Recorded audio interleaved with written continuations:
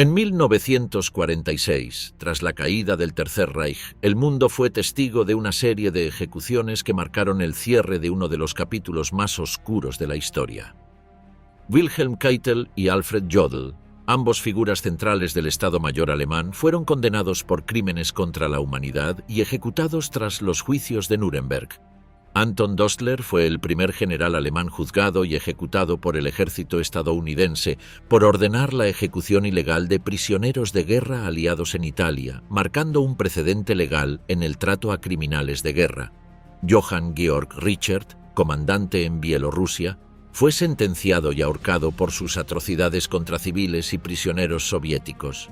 Ludwig Kubler fue ejecutado por fusilamiento en 1947. Tras ser declarado culpable por un tribunal militar yugoslavo de crímenes de guerra cometidos durante la ocupación nazi en los Balcanes. La ejecución tuvo lugar en las afueras de Ljubljana, en una zona utilizada por las autoridades yugoslavas para llevar a cabo sentencias capitales contra criminales de guerra. Kubler, vestido con su uniforme de prisionero, fue conducido bajo fuerte vigilancia al lugar designado.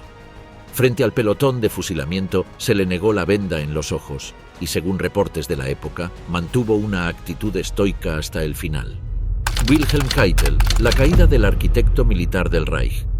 La mañana del 4 de febrero de 1938, Adolf Hitler reestructuró la cúpula militar del Reich tras la crisis Blomberg-Fritsch. Mediante un decreto creó el Oberkommando der Wehrmacht, OKW, un organismo que centralizaría toda la planificación operativa militar bajo su control directo. A la cabeza de esta nueva estructura designó a Wilhelm Keitel, hasta entonces un oficial poco conocido fuera de los círculos militares que ocupaba la jefatura de la Oficina de las Fuerzas Armadas. Esta decisión transformó a Keitel en el transmisor oficial de las directrices militares y políticas de Hitler hacia el conjunto de la Wehrmacht. Durante los 7 años siguientes, Keitel firmó centenares de decretos operacionales, órdenes secretas y directivas de represión militar que constituyeron el esqueleto administrativo del sistema criminal nazi. Su despacho se convirtió en el conducto indispensable entre los deseos de Hitler y su ejecución práctica por las Fuerzas Armadas alemanas. Su nombre quedó estampado en documentos que ordenaban invasiones, campañas de exterminio, deportaciones masivas, represión sistemática y asesinatos colectivos. Lejos de ser un simple intermediario, Keitel adaptó cada orden a las necesidades operativas, asegurando que la maquinaria militar ejecutara con precisión la voluntad del Führer. El 22 de junio de 1941, en vísperas del lanzamiento de la Operación Barbarroja, Keitel firmó una de las órdenes más infames de la guerra, la Orden de los Comisarios, Kommissarbefehl. Este documento instruía a las fuerzas alemanas a fusilar sin juicio previo a todos los comisarios políticos soviéticos capturados. La directiva, considerada ilegal incluso por los estándares bélicos de la época, fue difundida secretamente a los mandos y ejecutada sistemáticamente en los frentes orientales. La orden consideraba a estos funcionarios soviéticos no como soldados o prisioneros de guerra, sino como encarnaciones ideológicas que debían ser eliminadas inmediatamente. Durante la misma campaña, Keitel rubricó el decreto de Barbarroja, que otorgaba inmunidad penal completa a los soldados alemanes por cualquier crimen cometido contra la población civil soviética. El decreto eliminaba toda restricción legal para las tropas, declarando que los excesos cometidos por soldados alemanes no serían perseguidos, pues formaban parte de la necesaria dureza del conflicto. Esta disposición abrió las puertas al saqueo indiscriminado, violaciones sistemáticas y asesinatos masivos de civiles en Bielorrusia, Ucrania y Rusia occidental. El 7 de diciembre de 1941, mientras la atención mundial se centraba en Pearl Harbor, Keitel firmó la directiva Nacht und Nebel, Noche y Niebla. Esta orden secreta establecía que los sospechosos de actividades hostiles al Reich en los territorios ocupados occidentales fueran arrestados sin dejar rastro alguno. Las víctimas eran deportadas sigilosamente a campos de concentración alemanes, sin notificación a sus familias ni registro oficial. Su destino debía permanecer en la noche y la niebla, creando un efecto de terror psicológico en las poblaciones ocupadas que veían desaparecer a sus ciudadanos sin explicación alguna. Otra orden con su firma, emitida el 16 de septiembre de 1941, autorizaba represalias colectivas desproporcionadas en todos los territorios bajo control alemán. Por cada soldado alemán muerto a manos de partisanos o resistentes, se ejecutarían entre 50 y 100 civiles locales seleccionados aleatoriamente. Esta política de terrorismo calculado se aplicó extensamente en Serbia, Grecia, Francia y los territorios soviéticos. En la ciudad serbia de Kragujevac, en octubre de 1941, fueron fusilados 2.794 civiles como represalia por la muerte de apenas 10 soldados alemanes, bajo aplicación directa del decreto firmado por Keitel.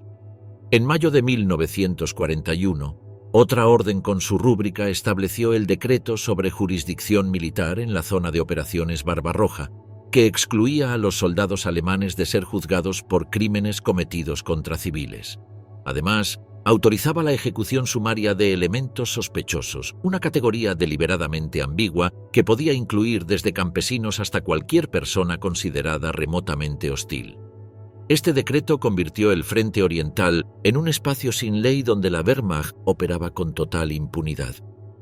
En respuesta a la creciente resistencia en Francia y los Balcanes durante 1942, Keitel firmó directivas que instruían a las unidades de ocupación a emplear tácticas de terror preventivo. Estas incluían arrestos masivos, deportaciones de familias enteras y fusilamientos públicos como medidas disuasorias. Este enfoque represivo fue particularmente severo en Italia tras el armisticio del 8 de septiembre de 1943, cuando unidades alemanas, con órdenes aprobadas por Keitel, iniciaron operaciones de castigo contra la población civil. Keitel también fue instrumental en las decisiones sobre rehenes y ejecuciones por sabotaje. Su oficina redactaba meticulosamente listas de represalias que se aplicaban automáticamente tras cualquier ataque contra instalaciones o personal alemán. En Francia, estos decretos provocaron la muerte de miles de civiles entre 1943 y 1944, transformando la ocupación en un régimen de terror sistemático. Cuando los aliados liberaron los primeros campos de concentración en el oeste de Alemania, en 1945, encontraron documentación con órdenes de traslado forzoso firmadas por Keitel. Estas directivas obligaban a evacuar los campos hacia el interior del Reich a medida que el frente se aproximaba, dando lugar a las devastadoras marchas de la muerte. Aunque muchas órdenes provenían de Himmler y las SS, la coordinación logística y aprobación militar llevaba el sello del OKW y la supervisión de Keitel. Durante la fallida conspiración del 20 de julio de 1944 para asesinar a Hitler, Keitel desempeñó un papel central en la represión posterior. Firmó órdenes de arresto de numerosos oficiales y dirigió personalmente la reorganización de la estructura de mando tras la purga. Apoyó firmemente la ejecución inmediata de altos oficiales sin juicio, como ocurrió con los generales Friedrich Olbricht y Ludwig Beck. El 8 de mayo de 1945, tras la capitulación incondicional de Alemania, Keitel firmó el acta de rendición en Berlín representando a la Wehrmacht. 5 días después fue capturado por tropas estadounidenses y enviado a Nuremberg. El 6 de octubre de 1945 se le notificó formalmente que sería uno de los principales acusados ante el Tribunal Militar Internacional, enfrentando 4 cargos: conspiración para cometer crímenes contra la paz, crímenes de guerra y crímenes contra la humanidad. Durante el juicio, la Fiscalía presentó docenas de documentos con su firma, demostrando su participación directa en la maquinaria criminal del régimen. Keitel no negó haber firmado las órdenes, pero construyó su defensa alrededor del principio de obediencia debida, argumentando que como militar profesional estaba obligado a cumplir las decisiones del Führer. El 1 de octubre de 1946, tras ser declarado culpable de los 4 cargos, Wilhelm Keitel fue condenado a muerte por ahorcamiento. En un último gesto de resistencia, solicitó ser fusilado como correspondía a un oficial, pero su petición fue denegada. Fue ejecutado el 16 de octubre a la 1 de la madrugada en la prisión de Nuremberg. Su cadáver fue incinerado y sus cenizas esparcidas en un arroyo anónimo para evitar que su tumba se convirtiera en lugar de peregrinación. Con la muerte de Keitel, desaparecía uno de los símbolos más claros de la subordinación del aparato militar alemán a los designios criminales del nazismo. Su nombre quedó asociado no solo a la derrota militar del Reich, sino al uso de las Fuerzas Armadas como instrumento directo de genocidio, represión y crímenes masivos. Alfred Jodl, el estratega condenado. Entre septiembre de 1939 y mayo de 1945, el coronel general Alfred Jodl ocupó el cargo de jefe del Estado Mayor de Operaciones del OKW, convirtiéndose en la mente estratégica detrás de todas las campañas militares del Tercer Reich. Subordinado directo de Wilhelm Keitel y hombre de confianza de Hitler, Jodl fue responsable de traducir las ambiciones bélicas del Führer en directrices operacionales concretas. Su tarea diaria consistía en transformar conceptos estratégicos en órdenes ejecutables que después serían implementadas por los comandantes de campo. En este proceso, Jodl no solo definió la estructura militar de las invasiones alemanas, sino que también facilitó la implementación de políticas represivas y criminales en todo el continente europeo. Desde los primeros días de la guerra, el despacho de Jodl produjo circulares que autorizaban el uso de fuerza desproporcionada contra poblaciones civiles.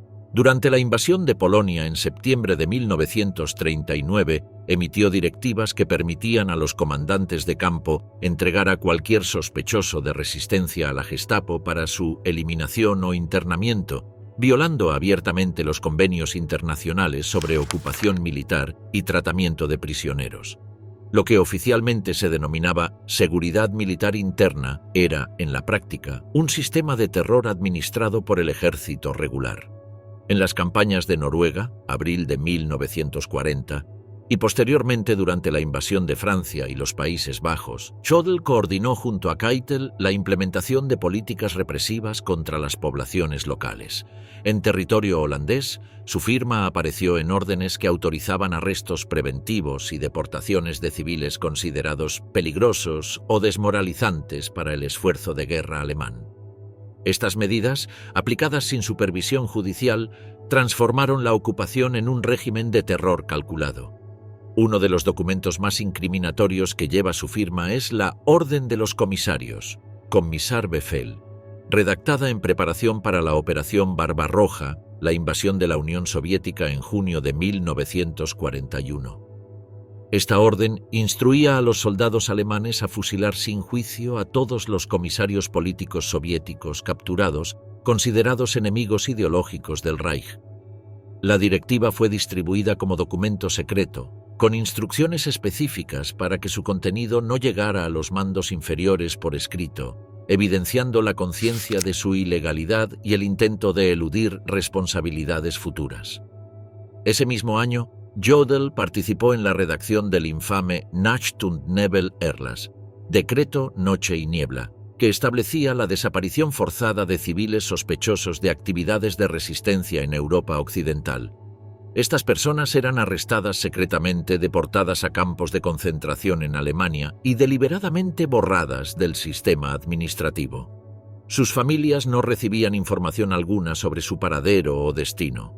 La directiva explicaba que estas desapariciones debían generar un efecto paralizante en la población civil, revelando su propósito de terror psicológico masivo. En octubre de 1942, Jodl rubricó la llamada Orden de los Comandos, Kommandobefehl, que estipulaba la ejecución sumaria de todos los comandos aliados capturados, aunque estuvieran uniformados o se hubieran rendido formalmente. Esta orden, que violaba frontalmente la Convención de Ginebra, fue aplicada especialmente en Francia y Noruega, donde unidades británicas y miembros del SAS fueron ejecutados tras rendirse en operaciones especiales.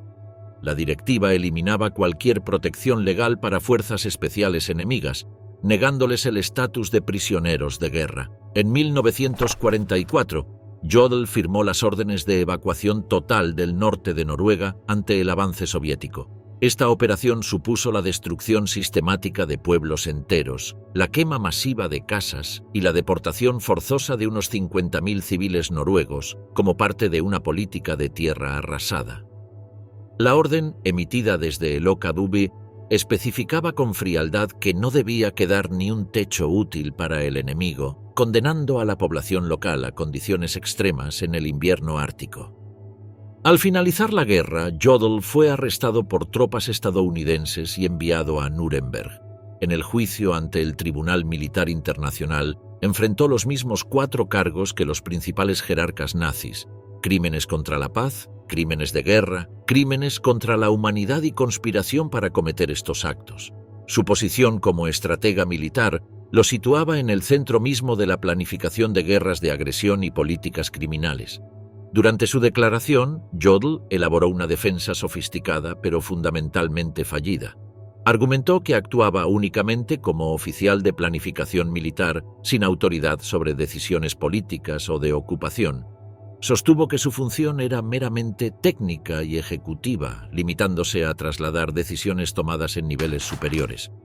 Afirmó cumplir con el juramento de obediencia militar, sin intención alguna de participar en actos criminales. Esta separación artificial entre las dimensiones militar y política de la guerra fue sistemáticamente desmantelada por la Fiscalía. Los fiscales presentaron decenas de documentos con su firma que contradecían su versión. La evidencia demostró que no solo había transmitido órdenes, sino que participó activamente en su redacción y en reuniones donde se debatió abiertamente el uso de métodos ilegales de guerra.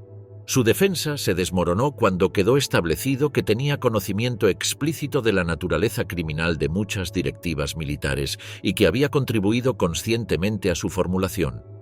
Durante las audiencias surgieron contradicciones evidentes entre las declaraciones de Jodl y Keitel. Ambos intentaron minimizar su nivel de decisión, pero en varios momentos se desmintieron mutuamente, revelando inconsistencias en sus testimonios. Jodl intentó desvincularse de las represalias colectivas, mientras Keitel lo identificó como autor directo de algunas disposiciones de seguridad interna en zonas ocupadas. Uno de los episodios más comentados del juicio fue la intervención escrita de la esposa de Alfred Jodl, Luise, quien solicitó al tribunal la revisión del papel de su marido en el Estado Mayor. Ofreció documentación para argumentar su carácter puramente técnico y operativo, en un intento desesperado por salvarlo de la condena máxima. Tras su ejecución, Luise Jodl continuó luchando activamente por la rehabilitación póstuma de su esposo, convencida de la injusticia de la sentencia. El 16 de octubre de 1946, Alfred Jodl fue ejecutado en la prisión de Nuremberg junto a otros 10 condenados. Fue ahorcado aproximadamente a la 1:15 de la madrugada. Según testigos presenciales, sus últimas palabras fueron: Ich grüße dich, mein ewiges Deutschland. Te saludo, mi eterna Alemania. Un último gesto nacionalista que reflejaba su convicción en la causa alemana a pesar de todo. Su cadáver fue incinerado junto a los de Keitel, Ribbentrop y otros altos funcionarios nazis, y sus cenizas dispersadas en un río afluente del Isar para evitar la creación de lugares de memoria. Anton Dostler, el precedente sangriento. En la madrugada del 22 de marzo de 1944, 15 soldados estadounidenses del 2677 Regimiento Especial de la OSS, Office of Strategic Services, desembarcaron sigilosamente en la costa de Ameglia, cerca de La Spezia, en el norte de Italia. Su misión, denominada Operación Gini II, consistía en volar un túnel ferroviario estratégico utilizado por la Wehrmacht para abastecer la línea Gustav, el sistema defensivo alemán que bloqueaba el avance aliado hacia el norte italiano. Armados, uniformados y con identificación militar completa, estos hombres representaban la vanguardia de las operaciones especiales aliadas en territorio ocupado. 4 días después, el 26 de marzo, los 15 hombres estaban alineados frente a una trinchera excavada apresuradamente en las afueras de un pequeño pueblo italiano. Sin juicio, sin proceso formal, sin oportunidad de defensa, fueron ametrallados hasta la muerte por un pelotón de ejecución alemán. La orden que selló su destino llevaba la firma del general de infantería Anton Dostler, comandante del 75º Cuerpo de Ejército alemán en el sector norte de Italia. Esta ejecución vulneró de forma flagrante la Convención de Ginebra de 1929, que establecía con absoluta claridad que todos los soldados capturados en uniforme y que no hubieran cometido actos de guerra ilegales debían ser tratados como prisioneros de guerra. Los estadounidenses cumplían todos los requisitos. Llevaban uniforme regular, portaban identificación militar oficial y operaban bajo órdenes directas del alto mando aliado. El caso generó indignación inmediata entre las fuerzas aliadas, que lo documentaron meticulosamente para futuras acciones judiciales. Dostler fue capturado cerca del lago de Garda en junio de 1945, pocas semanas después de la rendición alemana. Fue trasladado a la prisión militar de Aversa y puesto a disposición del Tribunal Militar de los Aliados en Italia, que estableció su sede en el histórico Palacio Real de Caserta. El juicio se celebró entre el 8 y el 12 de octubre de 1945, constituyendo uno de los primeros procesos por crímenes de guerra realizados por las potencias aliadas tras el conflicto. Este caso marcaría un punto de inflexión en la interpretación jurídica de la responsabilidad penal de los oficiales superiores del ejército alemán, estableciendo precedentes legales que sentarían las bases para los posteriores juicios de Nuremberg. El abogado defensor de Dostler basó su estrategia en el argumento de la obediencia debida, sosteniendo que su cliente se había limitado a cumplir órdenes provenientes del Comando Supremo alemán, específicamente la llamada Orden de los Comandos, Kommandobefehl, emitida por Hitler el 18 de octubre de 1942. Esta directiva ordenaba la ejecución sumaria de todos los comandos enemigos capturados, independientemente de su uniforme o situación de rendición. La Fiscalía, sin embargo, presentó evidencia contundente de que Dostler había aprobado personalmente la ejecución, incluso después de que uno de sus subordinados, el coronel Almers, expresara dudas legales sobre la orden. Este hecho crucial demostraba que Dostler era consciente de la posible ilegalidad de la acción, pero decidió proceder de todas formas. Más revelador aún fue el caso del teniente coronel Alexander zu Dohna-Schlobitten, oficial adjunto de Dostler, quien se negó explícitamente a firmar la orden de ejecución por considerarla una violación del derecho internacional. Esta negativa le costó su puesto, siendo destituido inmediatamente por Dostler. Estos elementos demostraron lo que sería un principio fundamental en los posteriores juicios por crímenes de guerra. Dostler tuvo margen real para negarse a cumplir la orden, y otros oficiales bajo su mando habían ejercido ese derecho, pagando un precio profesional pero demostrando que la resistencia era posible. El tribunal concluyó que la orden era manifiestamente ilegal y que un oficial de su rango y experiencia debía haber reconocido su carácter criminal.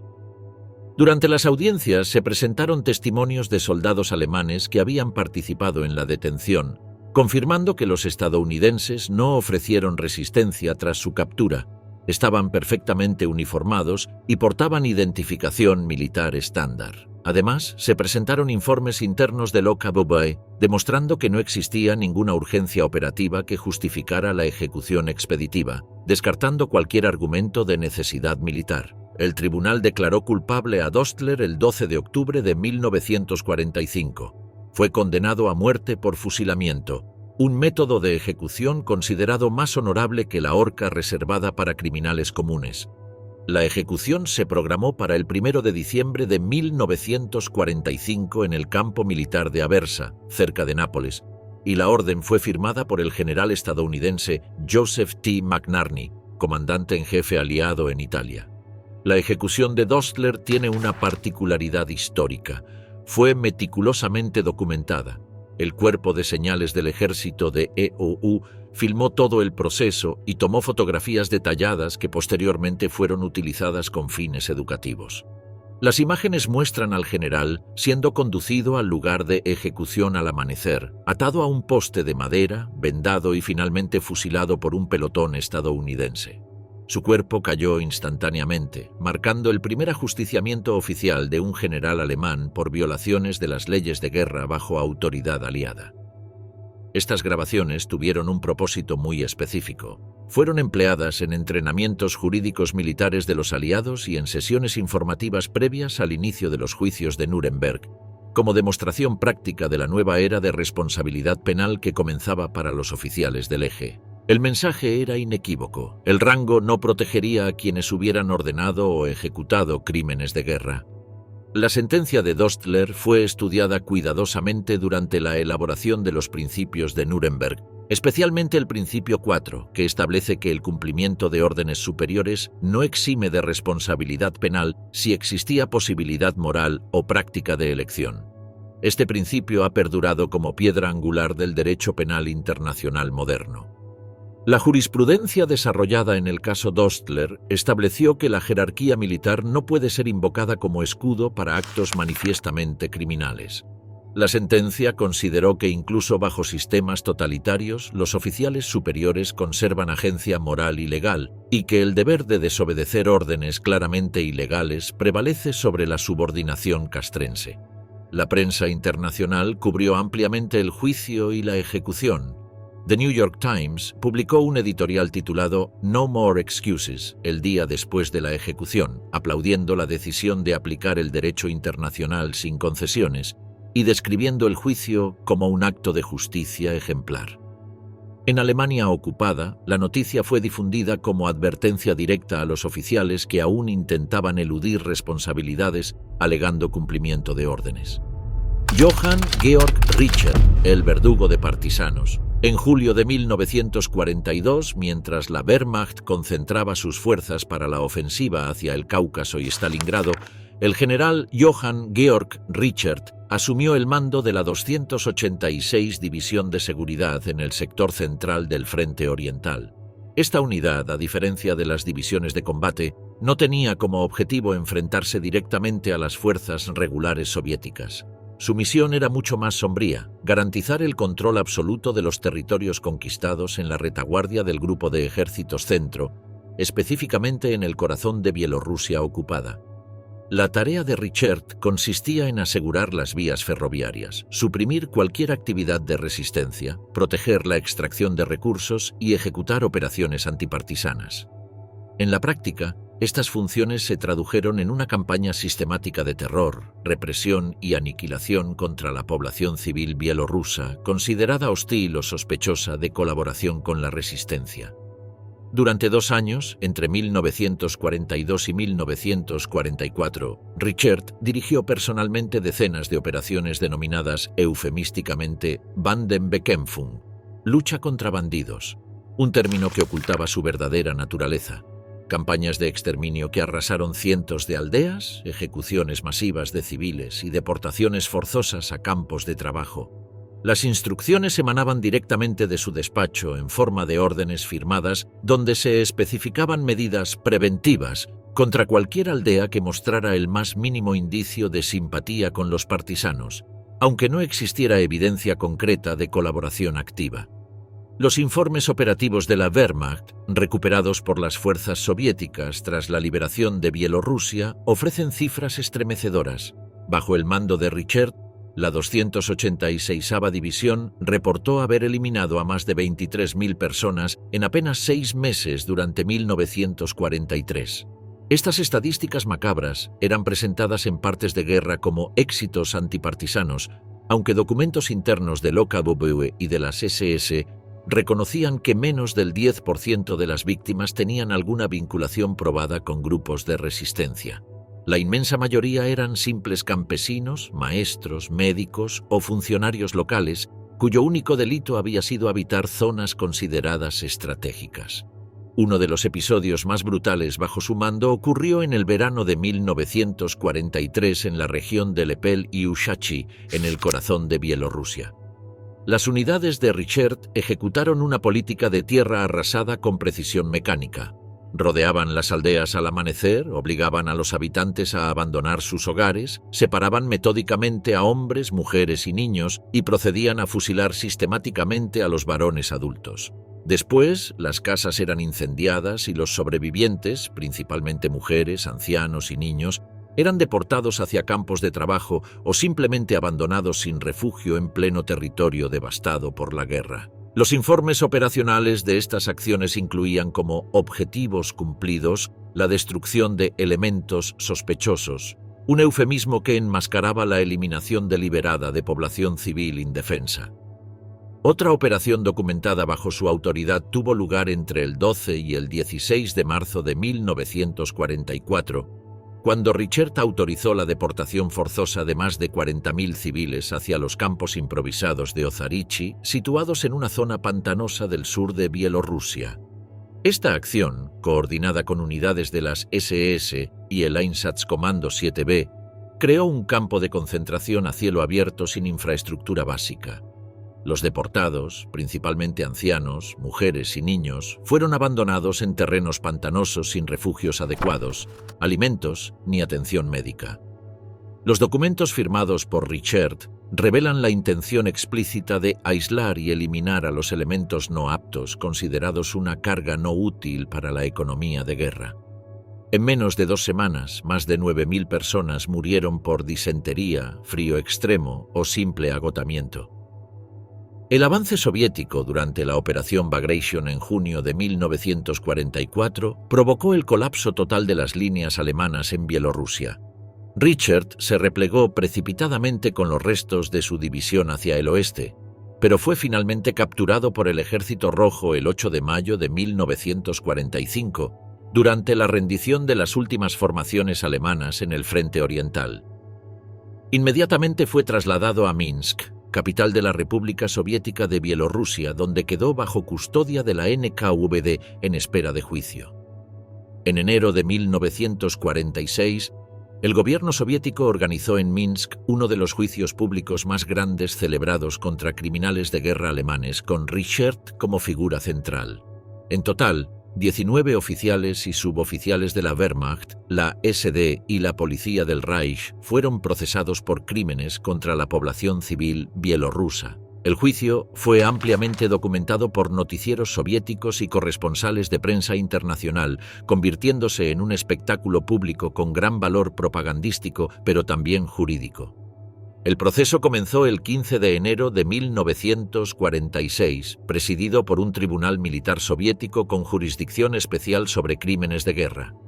Los cargos contra Richert eran específicos y devastadores: exterminio sistemático de civiles, destrucción de 459 aldeas bielorrusas, deportación ilegal de 370.000 personas población, tortura y asesinato de prisioneros de guerra soviéticos y participación directa en la creación y administración de los campos de exterminio de Ozarichi. Durante las audiencias, la Fiscalía presentó documentos originales firmados por Richert, junto con testimonios desgarradores de más de 200 supervivientes bielorrusos. Entre los testimonios más impactantes estuvo el de María Bucina, entonces una niña de 12 años, quien relató con detalle cómo su madre y sus 2 hermanos fueron fusilados ante sus ojos tras negarse a abandonar su hogar en una aldea de la región de Vitebsk. Otro testigo clave, Iván Romanovich, un maestro rural, describió cómo unidades bajo mando de Richert ejecutaron a 83 habitantes de su pueblo bajo la acusación infundada de haber ocultado a un partisano herido.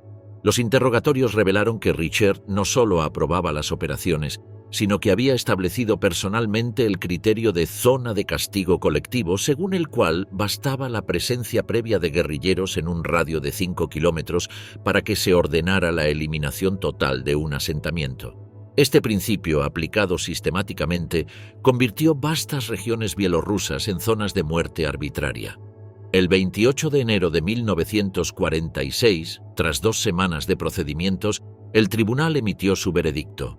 Johann Georg Richert fue condenado a muerte por crímenes contra la humanidad y violaciones sistemáticas de las leyes de la guerra. La sentencia establecía que el carácter metódico, planificado y masivo de los crímenes lo situaba en la categoría de responsabilidad directa, independientemente de su posición en la jerarquía militar. La ejecución se programó para el 30 de enero de 1946, 2 días después del veredicto. A diferencia de los procesos occidentales, que tendían a realizar las ejecuciones en la intimidad de las prisiones, las autoridades soviéticas organizaron un espectáculo público de ajusticiamiento colectivo en pleno centro de Minsk. La Plaza de la Libertad fue acondicionada para albergar a una multitud inmensa. Se estima que más de 100.000 personas se congregaron para presenciar el final de quienes consideraban responsables directos del sufrimiento de Bielorrusia, el territorio soviético proporcionalmente más devastado por la ocupación nazi. Los condenados fueron trasladados en camiones descubiertos desde la prisión hasta la plaza, expuestos a la vista del público y posteriormente ahorcados en andamios de madera instalados frente al edificio del Comité Central del Partido Comunista Bielorruso. Gottfried von Erdmannsdorf, el general de Riga. Durante la ocupación alemana del Báltico, mientras el grueso de las fuerzas del eje combatía en los frentes principales, unidades militares de seguridad ejecutaban operaciones que excedieron ampliamente los límites de la guerra convencional. Entre los oficiales implicados en esta guerra paralela de exterminio y control territorial, el general Gottfried von Erdmannsdorf desempeñó un papel central en la implementación de políticas represivas en Letonia y regiones limítrofes de Bielorrusia. Sus acciones como comandante militar, su posterior captura y su ejecución pública en Riga en 1946 representan uno de los primeros ejemplos formales de rendición de cuentas por atrocidades cometidas en los territorios bálticos durante la guerra. Erdmannsdorf fue asignado inicialmente como comandante de la zona fortificada de Mogilev y posteriormente asumió responsabilidades en sectores estratégicos de Letonia Oriental durante los años 1942 a 1944.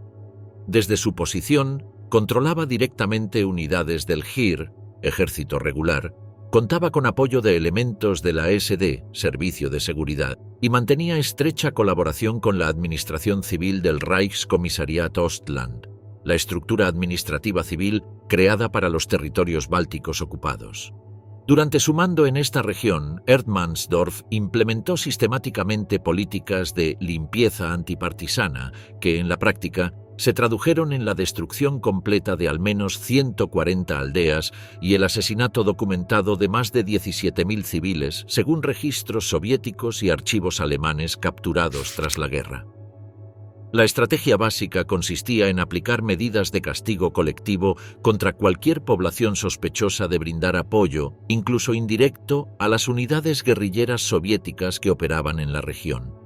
Las operaciones típicas bajo su autoridad incluían la quema sistemática de pueblos enteros, la ejecución inmediata de todos los varones mayores de 15 años y la deportación forzosa de mujeres, niños y ancianos a campos transitorios o instalaciones de trabajo forzado en Riga o Kaunas. En informes del 16º Ejército Alemán, aprobados y firmados personalmente por Erdmannsdorf, aparecen referencias explícitas a la eliminación de elementos no útiles durante la construcción de fortificaciones defensivas, un eufemismo transparente para la ejecución sumaria de civiles que no podían realizar trabajos forzados. En septiembre de 1943, durante una operación de contrainsurgencia en los bosques de Vitebsk, unidades bajo su mando cercaron 5 aldeas y ejecutaron sistemáticamente a todos los habitantes, incluyendo 234 niños documentados individualmente. Las tropas incendiaron también escuelas, centros comunitarios y almacenes agrícolas, devastando completamente la infraestructura civil. Las órdenes operacionales, recuperadas posteriormente, incluían instrucciones escritas para evitar el gasto excesivo de municiones durante las ejecuciones masivas, recomendando el uso de granadas de mano en edificaciones donde se refugiaban grupos de civiles. Erdmannsdorf dirigió también la implementación de deportaciones masivas en Letonia, como parte del llamado proceso de filtración de población hostil. En el distrito de Krustpils, aproximadamente 8.000 personas fueron desplazadas forzosamente por orden directa del mando militar, sin proceso de selección ni clasificación previa. Según declaraciones posteriores de oficiales subordinados, los trenes utilizados para estas deportaciones carecían de provisiones básicas y eran empleados simultáneamente para transportar munición y equipo militar, provocando condiciones inhumanas que causaron numerosas muertes durante los trayectos.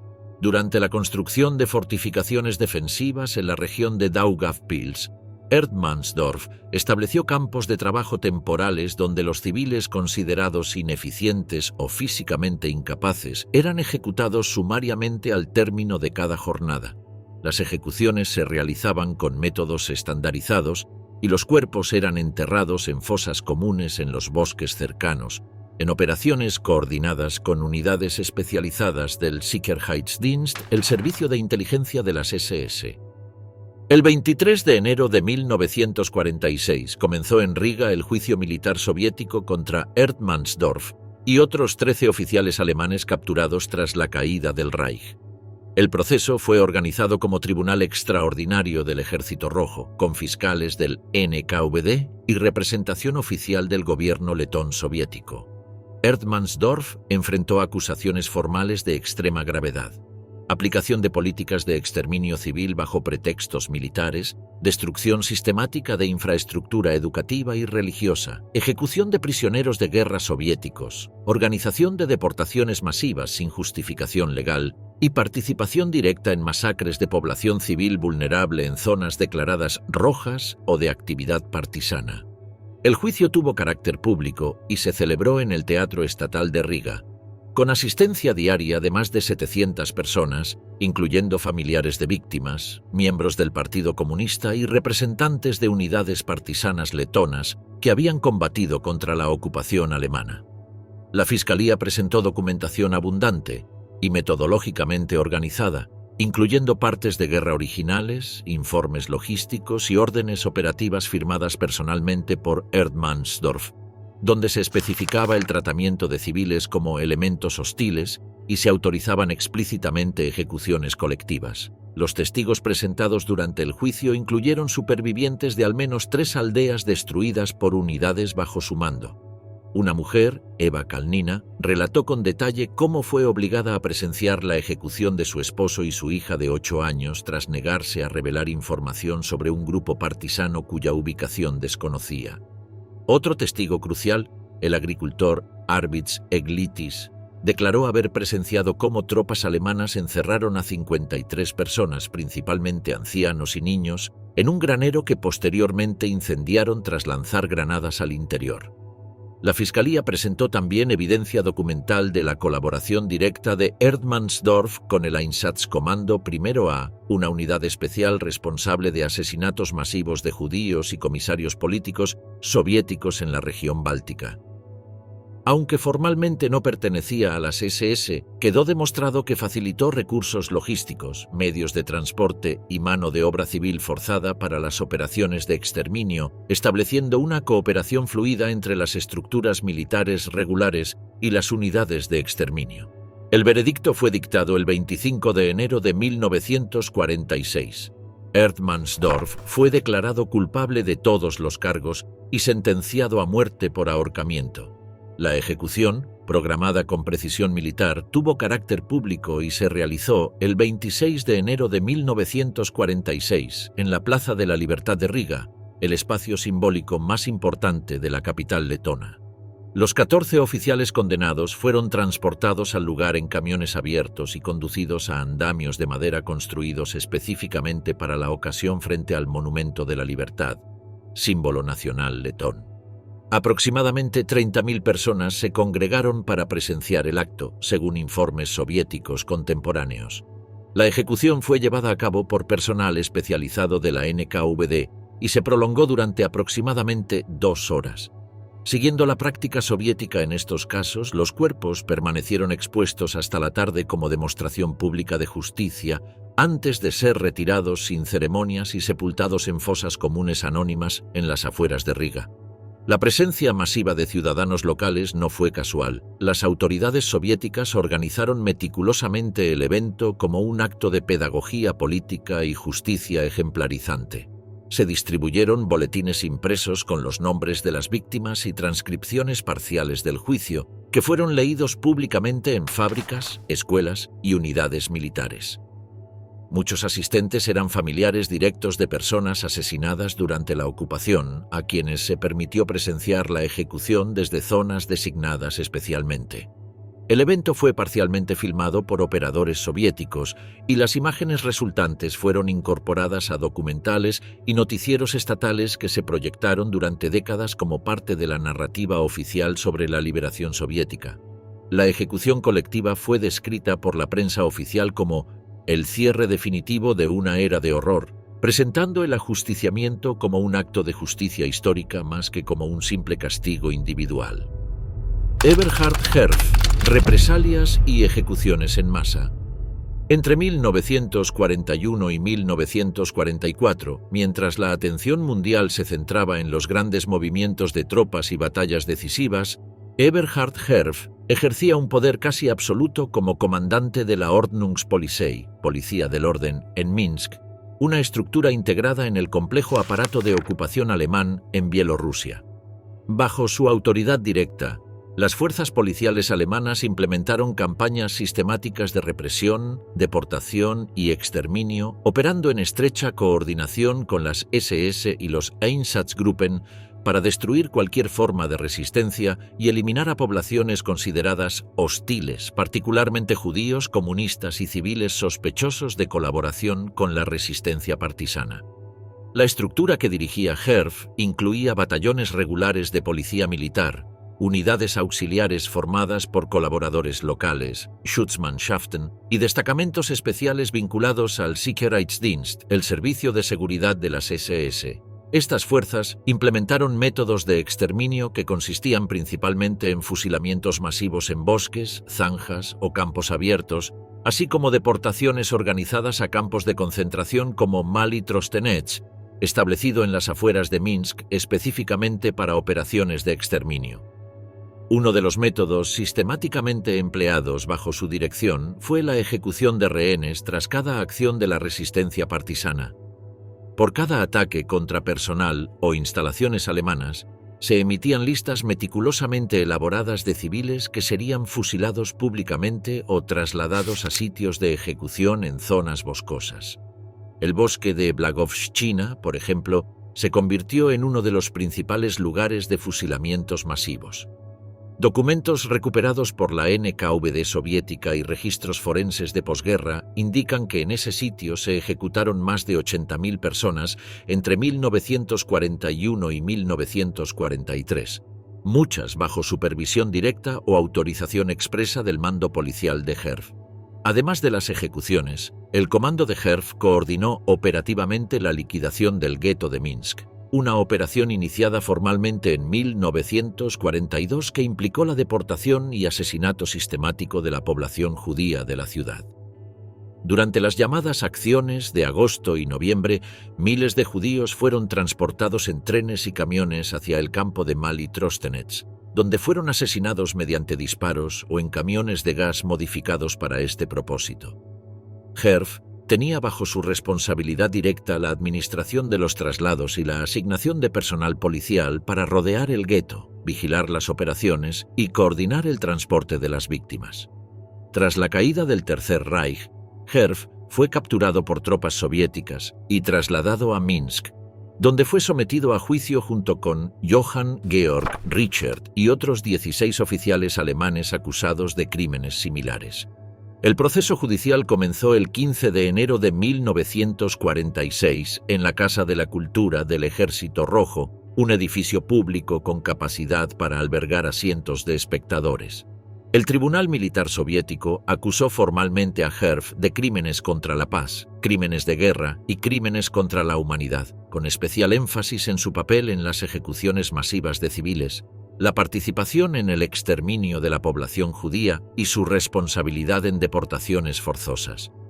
Al igual que en el caso de Richard, el juicio fue público y presenciado por miles de ciudadanos soviéticos, muchos de ellos supervivientes o familiares de víctimas de las atrocidades.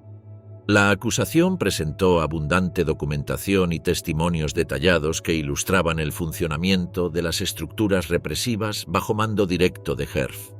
Entre las pruebas más incriminatorias figuraban partes policiales firmados personalmente por él, donde ordenaba liquidar por vía expeditiva a detenidos sin proceso judicial alguno. En la ciudad de Slutsk, unidades policiales subordinadas a Herf llevaron a cabo una de las masacres más documentadas de toda la campaña en Bielorrusia. En octubre de 1941, durante una operación descrita eufemísticamente como acción de seguridad, fueron ejecutadas más de 3.600 personas en apenas 2 días, principalmente judíos y personas sospechosas de mantener vínculos con grupos partisanos. Las órdenes operativas, según testimonios posteriores de oficiales subalternos, emanaban directamente de Herf a través de la cadena de mando regional. En la localidad de Baranovichi, durante el crudo invierno de 1942, patrullas de la Ordnungspolizei participaron en operaciones que implicaron la quema sistemática de aldeas enteras y la ejecución indiscriminada de sus habitantes. Un caso particularmente documentado durante el juicio fue el de la aldea de Orodiche, donde 122 personas, entre ellas 76 mujeres y niños, fueron ejecutadas tras el descubrimiento de un escondite de alimentos que las autoridades alemanas atribuyeron a los partisanos. Herf, según documentación soviética presentada en el juicio, visitó personalmente el lugar 2 días después de la matanza y felicitó a los oficiales responsables por su eficiencia disuasoria, promoviendo posteriormente a varios de ellos. Durante el proceso judicial, los fiscales soviéticos leyeron extractos de informes policiales alemanes recuperados en Minsk tras la liberación de la ciudad. Estos documentos incluían descripciones detalladas de operaciones de pacificación que en realidad consistían en asesinatos masivos de civiles, así como correspondencia oficial entre Herf y el SD, donde se coordinaban acciones conjuntas para eliminar focos de resistencia cultural y étnica, un eufemismo transparente para el exterminio de grupos específicos. Un testigo clave, Anatoly Grishkin, superviviente de la aldea de Smilovichi, declaró ante el tribunal que en marzo de 1943 presenció cómo unidades policiales bajo mando de Herf disparaban metódicamente contra mujeres y niños tras incendiar sus hogares. Añadió que vio personalmente a Herf supervisar una de estas operaciones desde un vehículo con escolta oficial, demostrando su presencia directa en el lugar de los crímenes. Durante el juicio, Herf no negó haber firmado las órdenes incriminatorias, pero construyó su defensa alrededor del argumento de que obedecía instrucciones superiores provenientes del Comando Superior del Reichskommissariat Ostland. Intentó caracterizar sus acciones como medidas legítimas de seguridad dentro de una zona de guerra activa y describió a las víctimas como elementos insurgentes o cómplices de saboteadores. El tribunal soviético rechazó categóricamente esta línea defensiva, considerando que las pruebas demostraban claramente la naturaleza criminal de las órdenes y su responsabilidad consciente en su implementación. El 30 de enero de 1946, tras un juicio que duró 2 semanas, Eberhard Herf fue ejecutado públicamente junto con Johann Georg Richard y otros 12 oficiales condenados. Las ejecuciones tuvieron lugar en la plaza principal de Minsk, ante una multitud estimada en 100.000 personas, muchas de las cuales habían perdido familiares durante la ocupación alemana.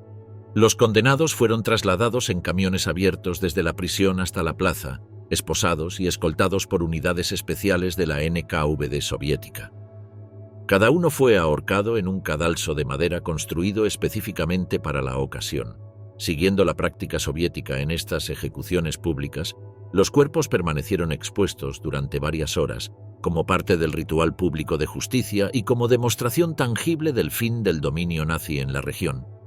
Las ejecuciones fueron documentadas meticulosamente por equipos de filmación soviéticos y posteriormente utilizadas en noticiarios y documentales históricos con fines tanto informativos como propagandísticos. Helmut von Pannwitz, el general de los cosacos. Entre los episodios menos conocidos, pero jurídicamente más complejos de la Segunda Guerra Mundial, figura la colaboración de unidades cosacas con las Fuerzas Armadas alemanas y su trágico destino tras la rendición del Reich. En el centro de esta historia se encuentra el general Helmut von Pannwitz, oficial de caballería de la Wehrmacht y comandante del 15 Cuerpo de Caballería Cosaco, una formación militar integrada por decenas de miles de cosacos exiliados o prisioneros soviéticos que combatieron del lado alemán contra la Unión Soviética. Su captura, juicio y ejecución por parte de las autoridades soviéticas constituyen un capítulo particularmente controvertido en la historia de las represalias de posguerra. A partir de 1942, el alto mando alemán, OKW, autorizó la creación de unidades militares compuestas por cosacos capturados durante la invasión o procedentes del exilio tras la revolución bolchevique. Pannwitz recibió en 1943 el mando de la primera división de caballería cosaca, formada inicialmente en el territorio ocupado del Kubán, región de tradicional presencia cosaca en el sur de Rusia. Esta unidad creció rápidamente, incorporando contingentes formados por descendientes de cosacos blancos que habían encontrado refugio en Yugoslavia, Alemania y Polonia tras la Guerra Civil Rusa, y que veían en la invasión alemana una oportunidad para recuperar sus tierras ancestrales.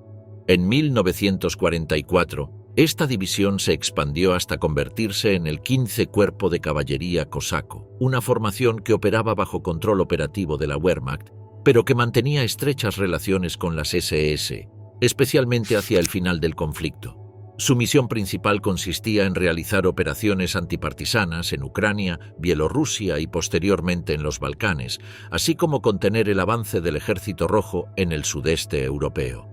Informes militares del OKH, alto mando del ejército, revelan que las unidades de Panwitz participaron activamente en operaciones de represalia contra poblaciones civiles en Croacia, Eslovenia y Bosnia, regiones donde fueron desplegadas durante la fase final de la guerra. Documentos conservados en archivos de Belgrado y Moscú reportan numerosos incidentes de ejecuciones colectivas de presuntos partisanos, saqueos sistemáticos de aldeas y destrucción deliberada de cosechas, atribuidas directamente a las brigadas cosacas bajo su mando. Estas unidades adquirieron rápidamente una reputación temible entre la población civil por la brutalidad de sus métodos y la disciplina férrea impuesta por Panwitz, quien combinaba técnicas tradicionales de la caballería prusiana con la autonomía táctica típica de las formaciones cosacas. En mayo de 1945, al colapsar definitivamente el Tercer Reich, el cuerpo cosaco bajo mando de Panwitz se rindió voluntariamente a las fuerzas británicas en Austria, específicamente en la región de Lienz. Panwitz, como oficial alemán, esperaba recibir el tratamiento estándar reservado a los prisioneros de guerra occidentales. Sin embargo, la situación se complicó dramáticamente debido a los acuerdos alcanzados en la Conferencia de Yalta entre Churchill, Roosevelt y Stalin, que establecían la repatriación obligatoria de todos los ciudadanos soviéticos y colaboradores del eje, independientemente de su nacionalidad actual o circunstancias personales. La llamada Operación Kill Hall, organizada por el ejército británico entre mayo y junio de 1945, consistió en la entrega forzosa de más de 50.000 cosacos y sus familias a las autoridades soviéticas. Esta operación se llevó a cabo a pesar de que muchos de ellos no eran técnicamente ciudadanos soviéticos, pues habían nacido en el exilio o habían abandonado Rusia antes del establecimiento formal de la URSS. La operación se ejecutó de forma implacable, a pesar de las protestas de algunos oficiales británicos presentes en el terreno y de múltiples suicidios colectivos entre los cosacos, que preferían la muerte a la repatriación forzosa a la Unión Soviética, donde les esperaba casi con certeza la ejecución o el gulag. Panwitz, al ser ciudadano alemán y no soviético, no estaba inicialmente incluido en las listas de repatriación obligatoria. Las autoridades militares británicas le ofrecieron la posibilidad de permanecer en Austria y solicitar asilo como oficial prisionero de guerra, separándose así del destino de sus subordinados. Según testimonios documentados de oficiales británicos y supervivientes cosacos, Panwitz rechazó categóricamente esta oferta y exigió ser entregado junto con sus hombres, declarando: «He luchado junto a ellos, sería deshonroso abandonarlos ahora». Este gesto fue interpretado por muchos miembros de la comunidad cosaca como una demostración extraordinaria de lealtad y honor militar, elevando a Panwitz a la categoría de figura heroica entre sus tropas. Documentos del Foreign Office británico, desclasificados décadas más tarde en los años 1980, confirman que esta decisión fue comunicada formalmente al mando británico local y que Panwitz firmó voluntariamente su solicitud de repatriación, a pesar de conocer perfectamente las consecuencias probables de esta elección. Una vez en territorio soviético, Panwitz fue trasladado inmediatamente a Moscú, donde quedó recluido en la célebre prisión de Lefortovo, uno de los centros de detención más temidos del aparato de seguridad soviético. Allí coincidió con los principales líderes militares cosacos que habían colaborado con Alemania, entre ellos Piotr Krasnov, antiguo general zarista y escritor, Andrei Shkuro, comandante cosaco de la Guerra Civil, Timofey Domanov, atamán de los cosacos del Don, y Sultan Kelech Girey, líder de las unidades caucásicas. Todos ellos fueron sometidos a un juicio secreto conducido por el Tribunal Militar del Colegio Supremo de la URSS, un órgano especializado en procesos políticos de alta sensibilidad. El procedimiento se desarrolló a puerta cerrada entre el 15 y el 16 de enero de 1947, sin observadores internacionales ni prensa extranjera, siguiendo los protocolos estándar de la justicia estalinista para casos considerados de seguridad nacional.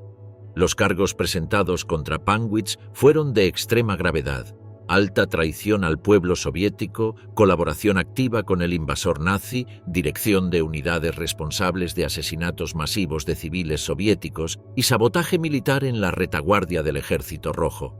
Aunque Panwitz no era ciudadano soviético y, por tanto, técnicamente no podía cometer traición contra la URSS, el tribunal argumentó que su rol como comandante del cuerpo cosaco en operaciones contra ciudadanos soviéticos justificaba la aplicación del infame artículo 58-1 del Código Penal soviético, relacionado con actividades contrarrevolucionarias y traición.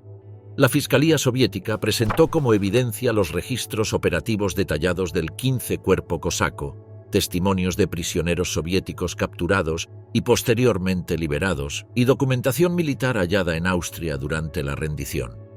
Se introdujeron como prueba listas de fusilamientos en Yugoslavia, Croacia y Ucrania, que llevaban la firma de oficiales directamente subordinados a Panwitz.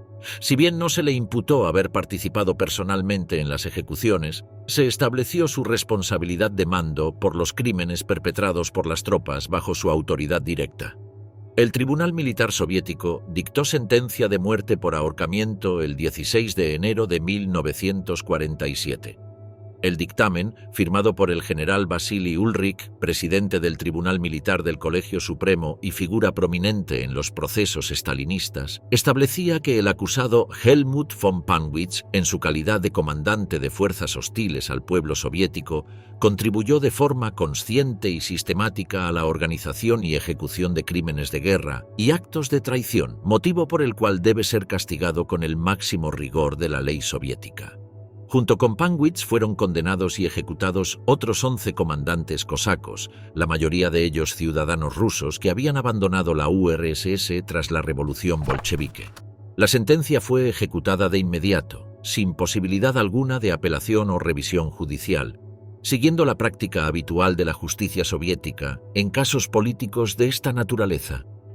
La ejecución se llevó a cabo el mismo día en que se dictó sentencia, en la prisión de Lefortovo, mediante ahorcamiento, el procedimiento estándar en la URSS para condenas por traición o colaboración con el enemigo. El cuerpo de Panwitz, como el de los demás ejecutados, fue sepultado en fosas comunes anónimas en los terrenos del cementerio de Donskoy en Moscú, lugar habitual de inhumación de ejecutados políticos durante la era estalinista. El caso no fue divulgado por la prensa soviética oficial y permaneció clasificado como secreto durante más de 4 décadas. Solo tras la desintegración de la Unión Soviética y la apertura parcial de archivos previamente inaccesibles, se conocieron los detalles precisos del juicio y ejecución mediante documentos desclasificados por el FSB, sucesor del KGB soviético. En 1996, durante la presidencia de Boris Yeltsin y en el contexto de la revisión crítica de las represiones estalinistas, la familia de Panwitz solicitó formalmente su rehabilitación póstuma ante las autoridades rusas. La Fiscalía Militar de Moscú aprobó inicialmente la solicitud, argumentando que el proceso original careció de garantías jurídicas básicas y que el acusado, al no ser ciudadano soviético, no podía ser juzgado por traición contra un Estado al que nunca había pertenecido. Sin embargo, esta decisión provocó intensas controversias en Rusia, especialmente entre veteranos de guerra y organizaciones patrióticas. En 2001, la Corte Militar Suprema de la Federación Rusa revocó la rehabilitación preliminar, concluyendo que Panwitz había sido legalmente juzgado como comandante de fuerzas extranjeras responsables de crímenes de guerra documentados y que su ejecución se ajustaba a la legislación vigente en el momento de los hechos, independientemente de su nacionalidad. Ludwig Kübler, el mariscal sacrificado de los Alpes. En los últimos años de la Segunda Guerra Mundial, la región de los Alpes Julianos y el norte de Italia se convirtieron en uno de los escenarios más cruentos de enfrentamiento entre la resistencia partisana y las fuerzas de ocupación del Eje. En este contexto, el general alemán Ludwig Kübler, comandante del 25 Cuerpo de Ejército de Montaña, desempeñó un papel decisivo en la implementación de políticas de contrainsurgencia particularmente brutales. Su captura posterior, extradición a Yugoslavia y ejecución en 1947 representan uno de los casos más significativos de un general de alta graduación juzgado directamente por un Estado previamente ocupado. Tras el colapso y rendición del Reino de Italia en septiembre de 1943, las tropas alemanas ocuparon rápidamente las zonas anteriormente controladas por los italianos en Eslovenia y el norte de Croacia. Esta región fue reorganizada administrativamente como Zona de Operaciones del Litoral Adriático, Operation Zone Adriatisches Küstenland, bajo control militar alemán directo. Ludwig Kübler fue designado comandante operativo de este territorio estratégicamente crucial, asumiendo el mando de las unidades de montaña y seguridad desplegadas en áreas clave como Trieste, Gorizia, Ljubljana y Rijeka.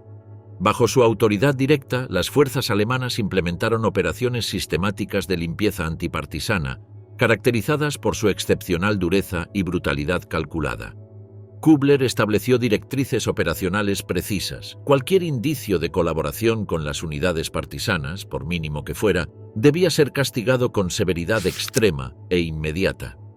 Los documentos militares recuperados posteriormente por los servicios de inteligencia aliados demuestran que Kübler firmó personalmente órdenes que autorizaban ejecuciones sumarias de civiles, destrucción deliberada de propiedades y represalias colectivas desproporcionadas sin proceso judicial alguno.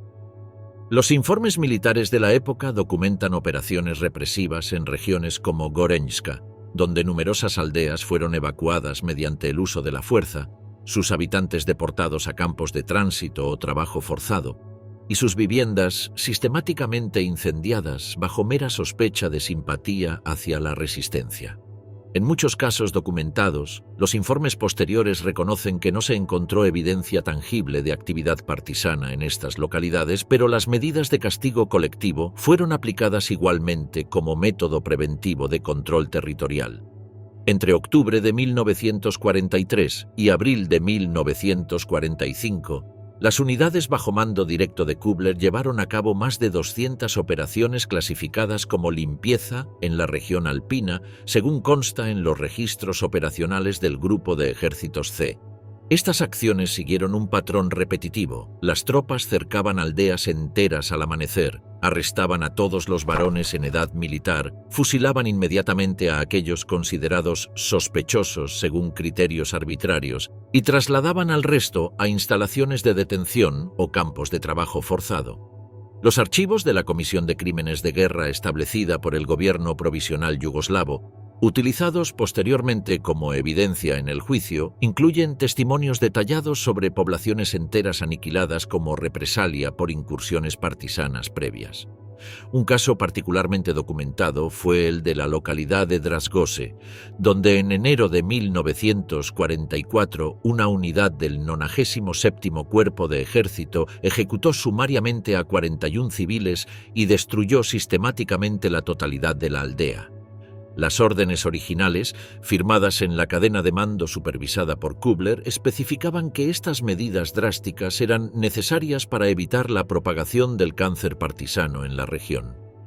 Durante estas operaciones, los soldados alemanes emplearon con frecuencia explosivos industriales para demoler infraestructura civil, destruyeron deliberadamente cultivos y establecieron zonas de acceso restringido que funcionaban efectivamente como áreas de terror controlado. Estas tácticas no buscaban únicamente castigar a poblaciones sospechosas, sino eliminar cualquier base logística que pudiera potencialmente apoyar operaciones de la resistencia, sin consideración alguna por las necesidades de supervivencia de la población civil.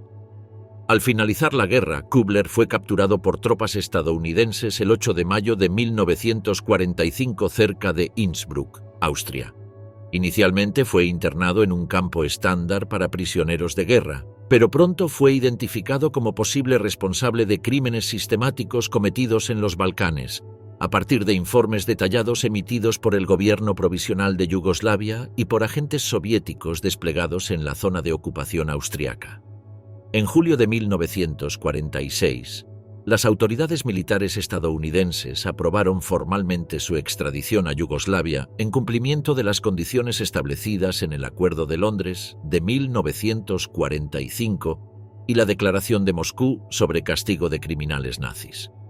La transferencia se realizó sin juicio previo en territorio alemán o bajo jurisdicción americana y fue registrada en los informes del Counterintelligence Corps, CIC, como parte de la política general de entrega de altos mandos considerados responsables directos de crímenes regionales a los países donde se habían cometido las atrocidades. El juicio contra Ludwig Kübler se celebró en Ljubljana, capital de Eslovenia, en abril de 1947.